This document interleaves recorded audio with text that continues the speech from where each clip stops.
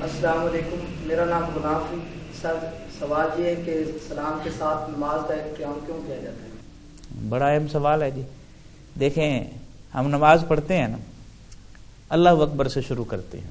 اس کو تھوڑا سا ٹھہر کے ہم سمجھنے کی کوشش کرتے ہیں کہ نماز کا فلسفہ اور نماز کی روح ہمیں نصیب ہوگی۔ اللہ اکبر کا کیا معنی ہے؟ اللہ سب سے بڑا ہے۔ کھڑے ہو گئے، قیام میں موجود ہیں، آپ نے ثنا پڑھی، سبحانک اللہم و بحمدک و تبارک اسمک و تعالی جدک، پاک ہے تیری ذات اے میرے اللہ، تجھے ساری تعریفیں لائق ہیں، تیری تعریفوں سے سارے سلسلے شروع ہوتے ہیں، تیرا نام بڑا بابرکت ہے، تیری بزرگی بڑی عظیم ہے، اور تیرے علاوہ کوئی معبود نہیں ہے۔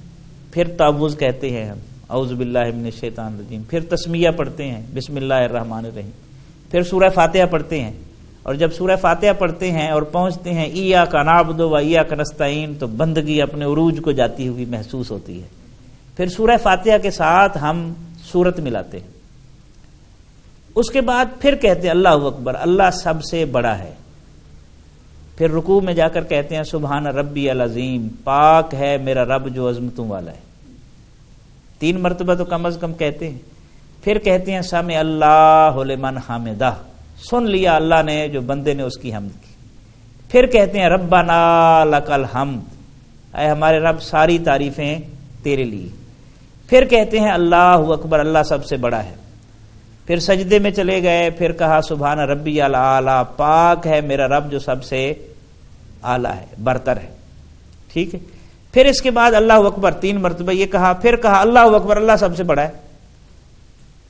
پھر جلسے میں بیٹھ کر پھر کہا اللہ اکبر، اللہ سب سے بڑا ہے۔ پھر دوسرے سجدے میں گئے، پھر کہا سبحان ربی الاعلی، پاک ہے میرا رب جو سب سے برتر ہے۔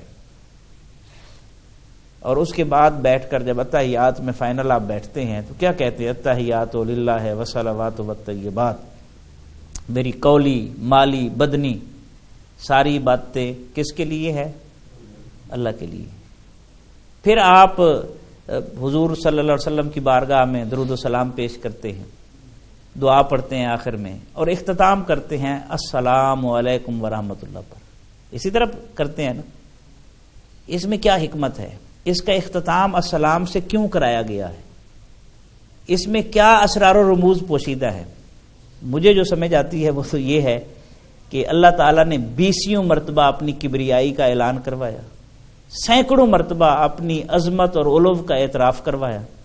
سورہ فاتحہ میں انسان نے اپنی کم مائگی کا اظہار کیا، پھر رکوع کر کے سجدہ کر کے، اور خصوصی طور پر جب اتحیات میں بیٹھا تو اتحیات میں بیٹھ کر پھر اس نے ایک دفعہ کہا میری قولی مالی بدنی ساری باتیں اللہ کے لیے ہیں۔ کہا کہ نہیں کہا؟ پھر تسبیح تحمید تقدیس سارا کچھ کہلانے کے بعد بندہ کیا کہتا ہے؟ السلام علیکم ورحمۃ اللہ۔ وہ اعلان کر رہا ہوتا ہے میرے دائیں جانب والو، میں اللہ کی بارگاہ میں جھک کے آیا ہوں، میری انا ختم ہو گئی ہے، میرا غرور ختم ہو گیا ہے، میرا تکبر ختم ہو گیا ہے، میری طرف سے اب تمہیں سلامتی اور رحمت کا پیغام ہے۔ پھر وہ بائیں جانب کہتے ہیں السلام علیکم ورحمۃ اللہ، میری بائیں جانب والو، میں اللہ کی بارگاہ میں جھک کے آیا ہوں، اب میں کسی کو نقصان نہیں پہنچاؤں گا، اب میں کسی کا حق نہیں ماروں گا، اب میں کسی پر ظلم نہیں کروں گا، میری طرف سے تمہیں سلامتی اور رحمت کا پیغام ہے۔ یعنی آپ دیکھیں، نماز شروع کبریائی سے ہوتی ہے اور اختتام اس کا سلام پر ہوتا ہے۔ اور یہی وہ بات تھی جس کی طرف اقبال نے اشارہ کیا تھا، مسجدیں مرثیہ خواہ ہیں کہ نمازی نہ رہے، یعنی وہ صاحب اوصاف حجازی نہ رہے۔ وہ نمازیں جو زندگی بدل دیتی تھی، نماز پڑھنے کے بعد اس کا وجود لوگوں کے لیے امن اور سلامتی کا باعث بن جاتا تھا۔ آج تو معاملہ ہی الٹ ہے، بم پھاڑنے والا بھی اللہ اکبر کا نعرہ لگاتا ہے، کلمہ پڑھنے والا بھی کلمہ پڑھ رہا ہوتا ہے، مرنے والا بھی۔ اب معاملہ ہم کھڑے کہاں پر ہیں؟ یعنی نماز کی اتنی پریکٹس کرا کے، اور 5 مرتبہ ہم نماز پڑھتے ہیں نا، اور 20 رکعتیں ہم پڑھتے ہیں کہ نہیں پڑھتے؟ اور آخر میں جب اس کا اختتام ہوتا ہے تو السلام علیکم ورحمۃ اللہ، السلام علیکم ورحمۃ اللہ۔ تو ہمیں اپنی عبادات کو صرف ریچولز رسمیں نہیں بنانا چاہیے، بلکہ اس کی روح میں اترنے کی ضرورت ہے، اور اس کے جو اثرات ہیں، فوائد اور ثمرات ہیں، وہ کشید کرنے کی ضرورت ہے۔ تبھی ہم سوسائٹی میں ترقی کر سکتی ہے. جب تک لوگوں کو ہم تنگ کرتے رہیں گے، لوگوں کا حق مارتے رہیں گے، اللہ تک نہیں پہنچ سکتے.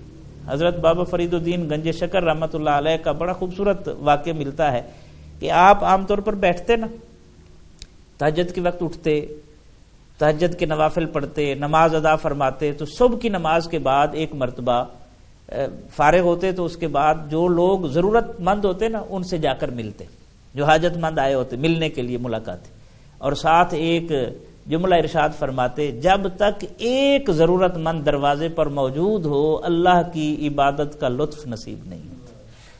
تو ہمیں اگر عبادتوں میں لطف چاہیے، حلاوت چاہیے، سرور چاہیے، اطمینان چاہیے، تو جو ہم نماز میں اقرار کرتے ہیں، نماز کے باہر اقرار کرتے ہیں، اسے اپنی روح میں اتارنے کی ضرورت ہے.